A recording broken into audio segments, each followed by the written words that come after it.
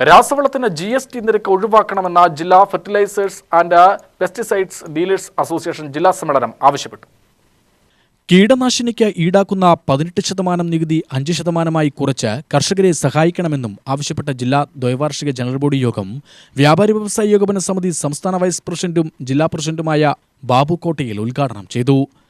ഇന്ന് പാലക്കാട് ജില്ലയിൽ പ്രവർത്തിക്കുന്ന ഇത്തരത്തിൽ ഓരോ ട്രേഡിനെ ആസ്പദമാക്കി പ്രവർത്തിക്കുന്ന വ്യത്യസ്ത സംഘടനകൾ, എനിക്ക് തോന്നുന്നത് ഈ സംഘടനയുടെ ഇതിൽ അംഗങ്ങളായിട്ടുള്ള ഓരോ വ്യാപാരിയുടെയും തനത് പ്രശ്നങ്ങൾ ഏറ്റെടുത്തുകൊണ്ട് ഈ കേരള സംസ്ഥാനത്തിന് തന്നെ മാതൃകയാകുന്ന തരത്തിൽ, ഒരു തരത്തിൽ പറഞ്ഞാൽ ഐഡാക്കിൻ്റെ അംഗങ്ങളായിട്ടുള്ള നിങ്ങളുടെ സ്റ്റേറ്റ് കമ്മിറ്റിക്ക് തന്നെ നേതൃത്വം കൊടുക്കുന്ന ഈ ജില്ലാ ഭാരവാഹികളെ ഞാൻ പ്രത്യേകം അഭിനന്ദിക്കുകയാണ്.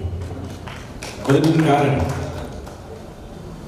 നിങ്ങൾ ബന്ധപ്പെട്ടിട്ടുള്ള അഗ്രികൾച്ചർ ഇൻപുട്സുമായി ബന്ധപ്പെട്ട എല്ലാ വിഷയങ്ങളും ആഴത്തിൽ പഠിക്കുകയും കേരളത്തിലെ ഓരോ വ്യാപാരിയും ഈ മേഖലയിൽ അനുഭവിക്കുന്ന വിഷയങ്ങളെ സംബന്ധിച്ച് ആധികാരികമായ പഠനം നടത്തുകയും ആ പ്രശ്നങ്ങൾക്ക് പരിഹാരം കാണുന്നതിന് അതിൻ്റെ ഏതറ്റം വരെ പോകാനും തയ്യാറായി നിൽക്കുന്ന നിങ്ങളുടെ ജില്ലയുടെയും സംസ്ഥാനത്തിൻ്റെയും പ്രസിഡന്റ്, എൻ്റെ പ്രിയപ്പെട്ട സുഹൃത്ത് സുബിച്ചേട്ടൻ, അദ്ദേഹത്തിൻ്റെ ആ പ്രവർത്തന മികവിനെ അതിനെ അഭിനന്ദിക്കാതെ ഒരു യോഗവും നമുക്ക് കടന്നുപോയിപ്പോകും.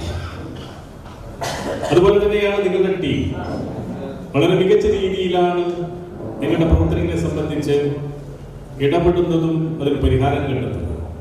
പാലക്കാട് നടത്തിയ യോഗത്തിൽ അസോസിയേഷൻ ജില്ലാ പ്രസിഡന്റ് സുബി ഭാസ്കരൻ അധ്യക്ഷനായി.